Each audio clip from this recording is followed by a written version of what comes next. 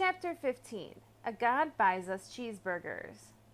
The next afternoon, June 14th, 7 days before the solstice, our train rolled into Denver. We hadn't eaten since the night before in the dining car somewhere in Kansas. We hadn't taken a shower since Half-Blood Hill, and I was sure that was obvious. "Let's try to contact Chiron," Annabeth said. "I want to tell him about your talk with the river spirit." "We can't use phones, right?" "I'm not talking about phones." We wandered through downtown for about half an hour, though I wasn't sure what Annabeth was looking for. The air was dry and hot, which felt weird after the humidity of St. Louis. Everywhere we turned, the Rocky Mountains seemed to be staring at me, like a tidal wave about to crash into the city. Finally, we found an empty, do-it-yourself car wash. We veered toward the stall farthest from the street, keeping our eyes open for patrol cars. We were 3 adolescents hanging out at a car wash without a car. Any cop worth his donuts would figure out we were up to no good. "What exactly are we doing?" I asked, as Grover took out the spray gun. "It's 75 cents, he grumbled. "I've only got 2 quarters left. Annabeth?" "Don't look at me," she said. "The dining car wiped me out." I fished out my last bit of change and passed Grover a quarter, which left me 2 nickels and 1 drachma from Medusa's place. "Excellent," Grover said. "We could do it with the spray bottle, of course, but the connection isn't as good, and my arm gets tired of pumping." "What are you talking about?" He fed in the quarters and set the knob to fine mist. "IMing. Instant messaging?" "Iris messaging," Annabeth corrected. "The rainbow goddess Iris carries messages for the gods. If you know how to ask, and she's not too busy, she'll do the same for half-bloods." "You summon the goddess with a spray gun?" Grover pointed the nozzle in the air, and water hissed out in a thick white mist. "Unless you know an easier way to make a rainbow." Sure enough, late afternoon light filtered through the vapor and broke into colors. Annabeth held her palm out to me. "Drachma, please." I handed it over. She raised the coin over her head. "Oh, goddess, accept our offering." She threw the drachma into the rainbow. It disappeared in a golden shimmer. "Half-Blood Hill," Annabeth requested. For a moment, nothing happened. Then, I was looking through the mist at Strawberry Fields and the Long Island Sound in the distance. We seemed to be on the porch of the big house. Standing with his back to us at the railing was a sandy-haired guy in shorts and an orange tank top. He was holding a bronze sword and seemed to be staring intently at something down in the meadow. "Luke!" I called. He turned, eyes wide. I could swear he was standing 3 feet in front of me through a screen of mist, except I could only see the part of him that appeared in the rainbow. "Percy!" His scarred face broke into a grin. "Is that Annabeth, too? Oh, thank the gods. Are you guys okay?" "We're, fine," Annabeth stammered. She was madly straightening her dirty t-shirt, trying to comb the loose hair out of her face. "We thought Chiron, he's down at the cabins." Luke's smile faded. "We're having some issues with the campers. Listen, is everything cool with you? Is Grover all right?" "I'm right here," Grover called. He held the nozzle out to one side and stepped into Luke's line of vision. "What kind of issues?" And then a big Lincoln Continental pulled into the car wash with its stereo turned to maximum hip-hop. Boom, boom, boom. As the car slid into the next stall, the bass from the subwoofers vibrated so much it shook the pavement. Chiron had to... "What's that noise?" Luke yelled. "I'll take care of it," Annabeth yelled back, looking very relieved to have an excuse to get out of sight. "Grover, come on." "What?" Grover said. "But..." "Give Percy the nozzle and come on," she ordered. Grover muttered something about girls being harder to understand than the oracle at Delphi, and then he handed me the spray gun and followed Annabeth. I readjusted the hose so I could keep the rainbow going and still see Luke. "Chiron had to break up a fight," Luke shouted to me over the music. "Things are pretty tense here, Percy. Word leaked out about the Zeus-Poseidon standoff. We're still not sure how. Probably the same scumbag who summoned the Hellhound. Now the campers are starting to take sides. It's shaping up like the Trojan War all over again. Aphrodite, Ares, and Apollo are backing Poseidon, more or less. Athena's backing Zeus. I shuddered to think that Clarice's cabin would ever be on my dad's side for anything. In the next stall, I heard Annabeth and some guy arguing with each other, and then the music's volume decreased drastically. "So what's your status?" Luke asked me. "Chiron will be sorry he missed you." I told him pretty much everything, including my dreams. It felt so good to see him, to feel like I was back at camp, even for a few minutes, that I didn't realize how long I had talked until the beeper went off in the spray machine, and I realized I only had one more minute before the water shut off. "I wish I could be there," Luke told me. "We can't help much from here, I'm afraid. But listen, it had to be Hades who took the Master Bolt. He was there at Olympus at the winter solstice. I was chaperoning a field trip and we saw him." "But Chiron said the gods can't take each other's magic items directly." "That's true," Luke said, looking troubled.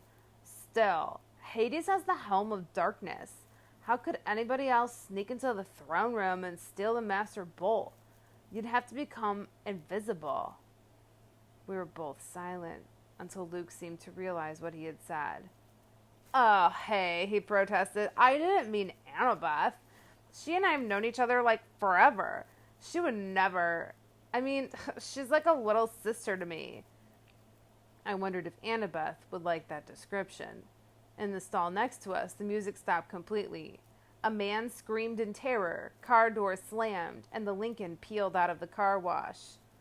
"You better go see what that was," Luke said. "Listen, are you wearing the flying shoes? I'll feel better if I know they've done you some good." "Oh, yeah." I tried not to sound like a guilty liar. "Yeah, they've come in handy." "Really?" He grinned. "They fit and everything?" The water shut off. The mist started to evaporate. "Well, take care of yourself out there in Denver," Luke called, his voice getting fainter. "And tell Grover it'll be better this time. Nobody will get turned into a pine tree if you just..." But the mist was gone, and Luke's image faded to nothing. I was alone in a wet, empty car wash stall. Annabeth and Grover came around the corner laughing, but stopped when they saw my face.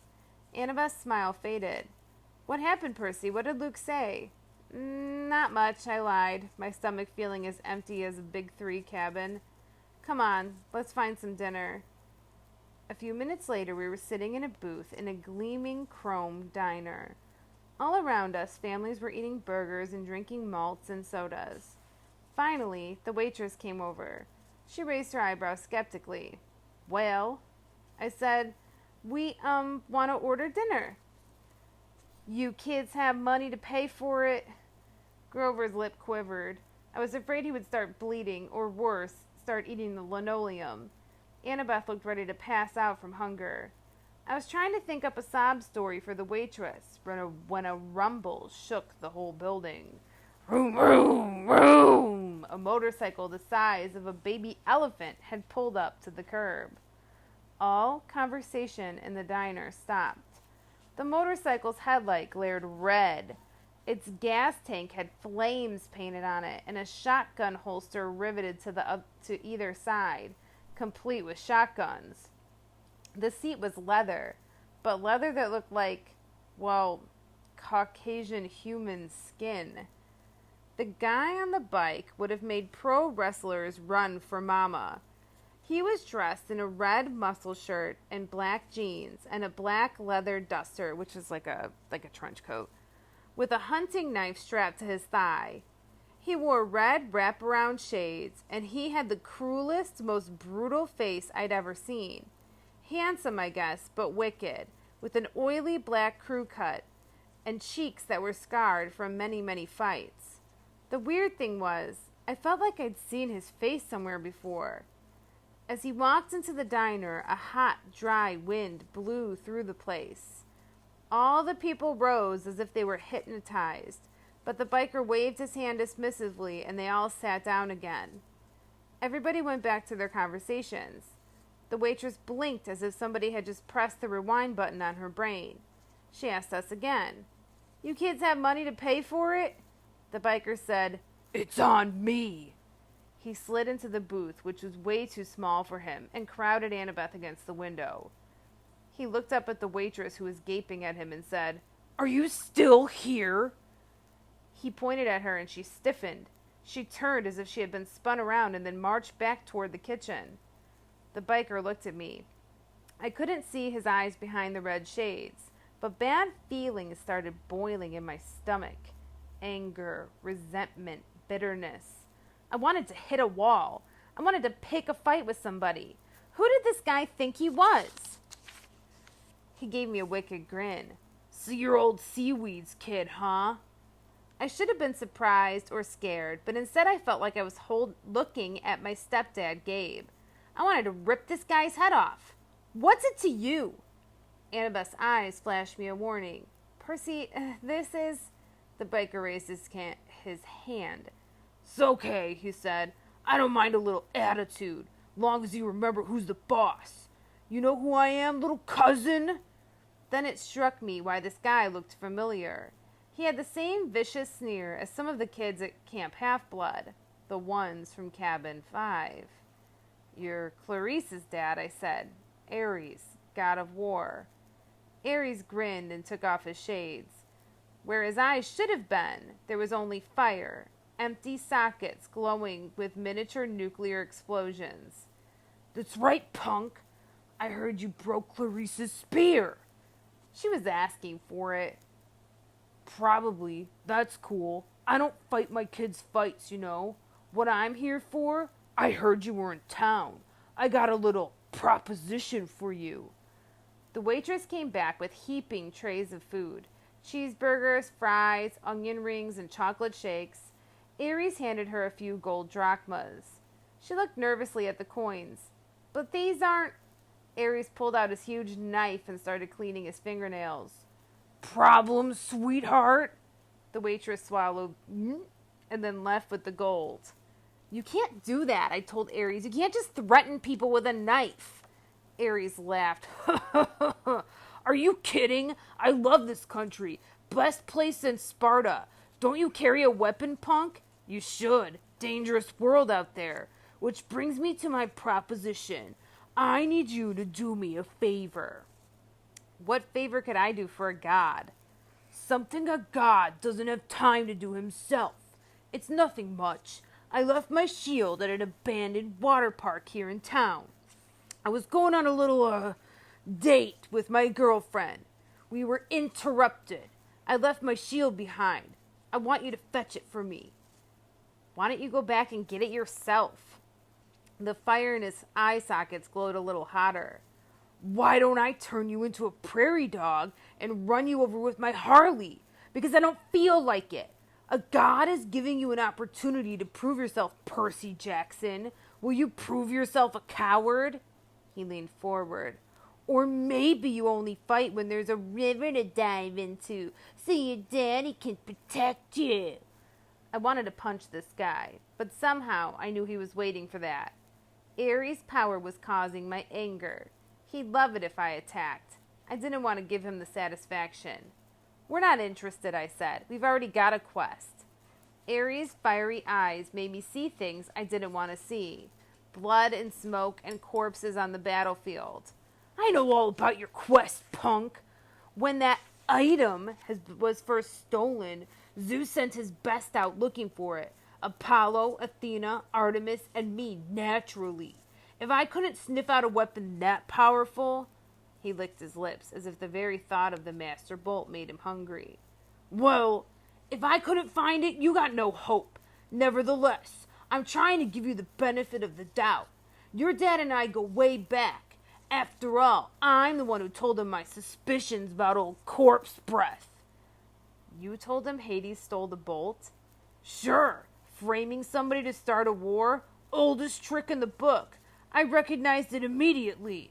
In a way, you got me to thank for your little quest." Thanks," I grumbled. "Hey, I'm a generous guy. Just do my little job and I'll help you on your way. I'll arrange a ride west for you and your friends." "We're doing fine on our own." "Yeah, right. No money, no wheels, no clue what you're up against.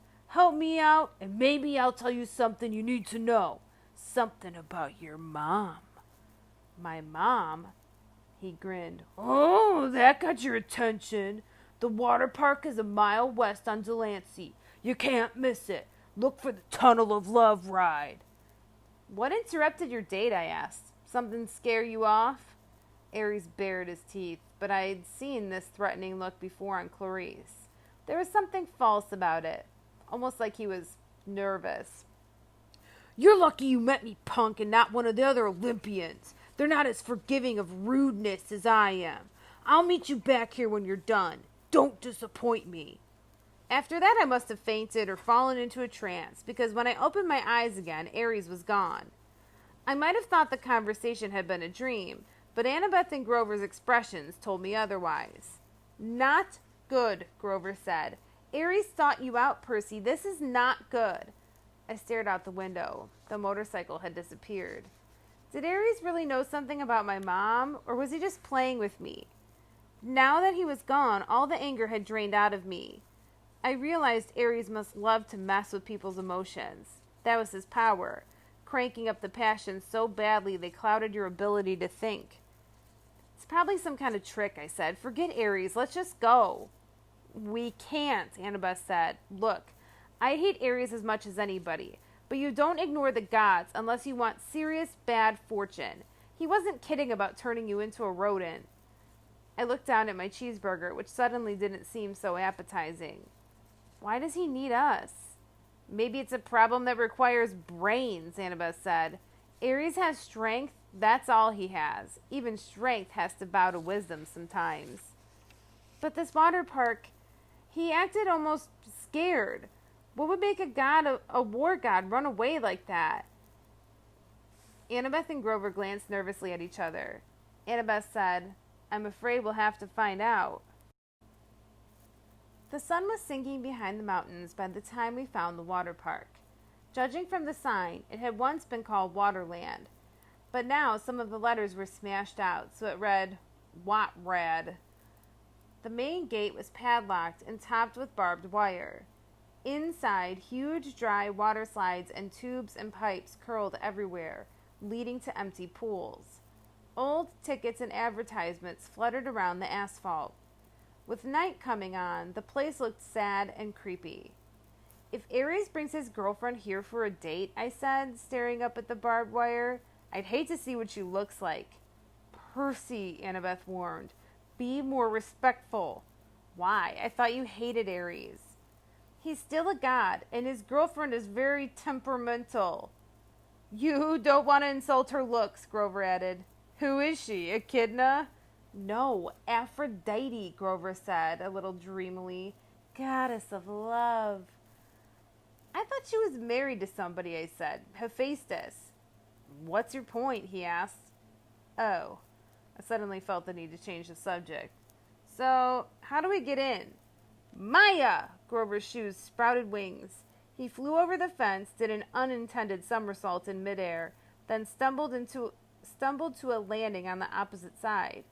He dusted off his jeans as if he'd planned the whole thing. You guys coming? Annabeth and I had to climb the old-fashioned way, holding down the barbed wire for each other as we crawled over the top. The shadows grew long as we walked through the park, checking out the attractions. There was Ankle Biter Island, Head Over Wedgie, and, Dude, where's my swimsuit? No monsters came to get us. Nothing made the slightest noise. We found a souvenir shop that had been left open.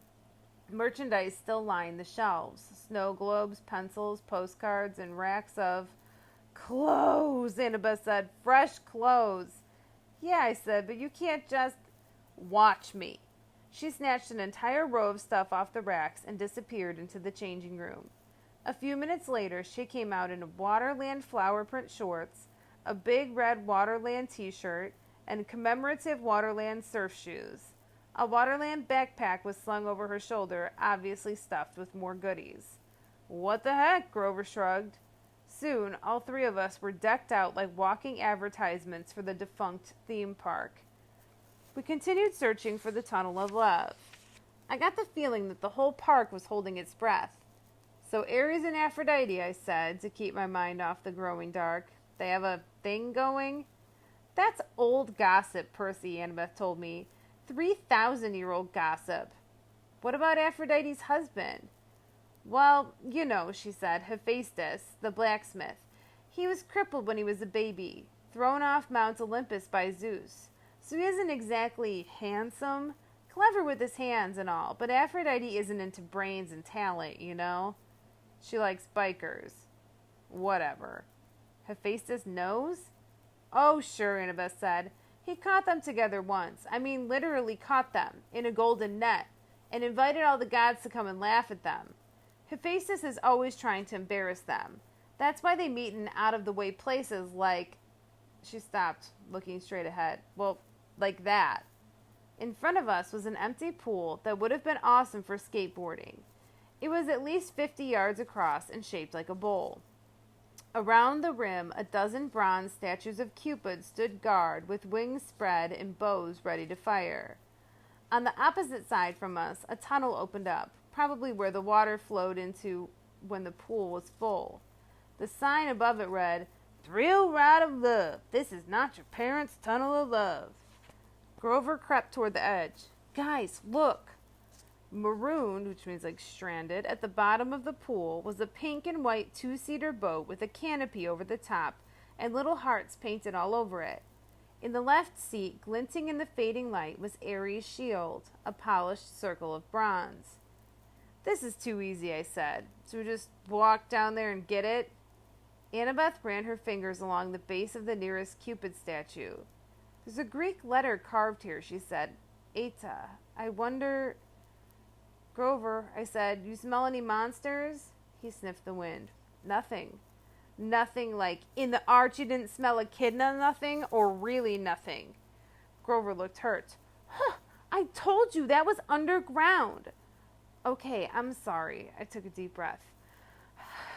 I'm going down there. I'll go with you. Grover didn't sound too enthusiastic, but I got a feeling he was trying to make up for what had happened in St. Louis. No, I told him, I want you to stay up top with the flying shoes. You're the Red Baron, a flying ace, remember? I'll be counting on you for backup in case something goes wrong. Grover puffed up his chest a little. Sure, but what could go wrong? I don't know, just a feeling. Annabeth, come with me. Are you kidding? She looked at me as if I had just dropped from the moon. Her cheeks were bright red. What's the problem now? I demanded. Me? Go with you to the thrill ride of love? How embarrassing is that? What if somebody saw me? Who's going to see you? But my face was burning now, too. Leave it to a girl to make everything complicated. Fine, I told her. I'll do it myself. But when I started down the side of the pool, she followed me, muttering about how boys always mess things up. We reached the boat. The shield was propped on one seat, and next to it was a lady's silk scarf. I tried to imagine Ares and Aphrodite here, a couple of gods meeting in a junked-out amusement park ride. Why? Then I noticed something I hadn't seen from up top. Mirrors all the way around the rim of the pool, facing the spot. We could see ourselves no matter which direction we looked. That must be it. While Ares and Aphrodite were smooching with each other, they could look at their favorite people, themselves. I picked up the scarf. It shimmered pink, and the perfume was indescribable. Rose or mountain laurel, something good. I smiled, a little dreamy, and was about to rub the scarf against my cheek when Annabeth ripped it out of my hand and stuffed it in her pocket. Oh, no, you don't. Stay away from that love magic. What? Just get the shield, seaweed brain, and let's get out of here. The moment I touched the shield, I knew we were in trouble. My hand broke through something that had been connecting it to the dashboard. A cobweb, I thought, but then I looked at the strand of it in my palm and saw that it was some kind of metal filament, so fine it was almost invisible. A tripwire. Wait, Annabeth said. Too late. There's another Greek letter on the side of the boat. Another eta. This is a trap. Noise erupted all around us, of a million gears grinding, as if the whole pool were turning into one giant machine. Grover yelled, Guys! Up on the rim, the Cupid statues were drawing their bows into firing position.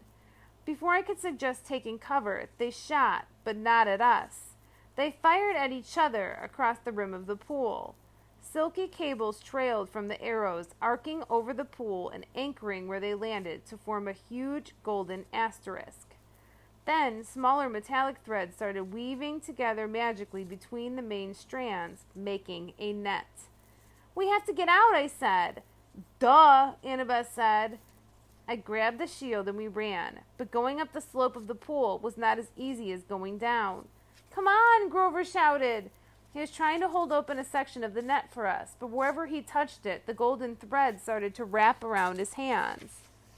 The Cupids' heads popped open. Out came video cameras. Spotlights rose up all around the pool, blinding us with illumination, and a loudspeaker voice boomed, "Live to Olympus in 1 minute, 59 seconds, 58. "Hephaestus!" Annabeth screamed. "I'm so stupid. Eta is H. He made this trap to catch his wife with Ares. Now we're going to be broadcast live to Olympus and look like absolute fools." We'd almost made it to the rim when the row of mirrors opened like hatches and thousands of tiny metallic things poured out. Annabeth screamed. It was an army of wind-up, creepy crawlies, bronze gear bodies, spindly legs, little pincher mouths, all scuttling toward us in a wave of clacking, whirring metal. "Spiders!" Annabeth said. Ah! I had never seen her like this before. She fell backward in terror and almost got overwhelmed by the spider robots before I pulled her up and dragged her back toward the boat. The things were coming out from all around the rim now, millions of them, flooding toward the center of the pool, completely surrounding us. I told myself they probably weren't programmed to kill, just corral us and bite us and make us look stupid. Then again, this was a trap meant for gods, and we weren't gods. Annabeth and I climbed into the boat. I started kicking away the spiders as they swarmed aboard. I yelled at Annabeth to help me, but she was too paralyzed to do much more than scream. 30, 29, called the loudspeaker. The spiders started spitting out strands of metal thread, trying to tie us down. The strands were easy enough to break at first, but there were so many of them, and the spiders just kept coming. I kicked one away from Annabeth's leg, and its pinchers took a chunk out of my new surf shoe. Grover hovered above the pool in his flying sneakers, trying to pull the net loose, but it wouldn't budge. "Think," I told myself, "think." The Tunnel of Love entrance was under the net. We could use it as an exit, except that it was blocked by a million robot spiders. 15, 14, the loudspeaker called. Water, I thought. Where does the ride's water come from? Then I saw them, huge water pipes behind the mirrors, where the spiders had come from. And up above the net, next to one of the Cupids, a glass-windowed booth that must be the controller's station.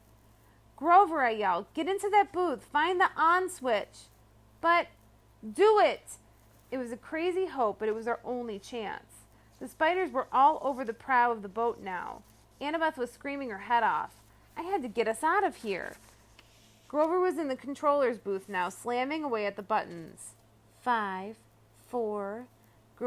Grover looked up at me hopelessly, raising his hands. He was letting me know that he had pushed every button, but still nothing was happening. I closed my eyes and thought about waves, rushing water, the Mississippi River. I felt a familiar tug in my gut. I tried to imagine that I was dragging the ocean all the way to Denver. 2, 1, 0.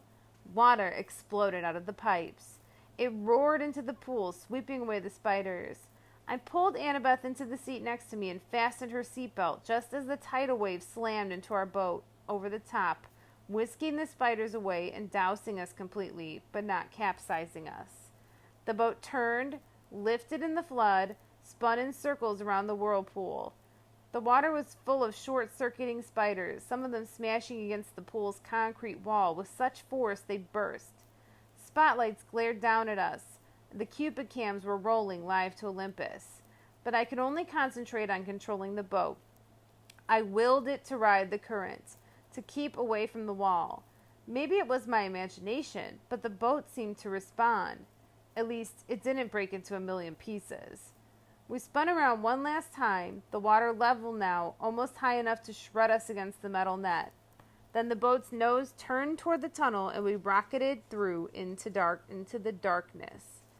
Annabeth and I held tight, both of us screaming as the boat shot curls and hugged corners and took 45-degree plunges past pictures of Romeo and Juliet and a bunch of other Valentine's Day stuff. Then we were out of the tunnel, the night air whistling through our hair as the boat barreled straight toward the exit. If the ride had been in working order, we would have sailed off a ramp between the golden gates of love and splashed down safely in the exit pool. But there was a problem. The gates of love were chained. Two boats had been washed out of the tunnel Two boats that had been washed out of the tunnel before us were now piled against the barricade. One submerged, the other cracked in half. "Unfasten your seatbelt," I yelled to Annabeth. "Are you crazy? Well, unless you want to get smashed to death." I strapped Aries' shield to my arm. We were going to have to jump for it.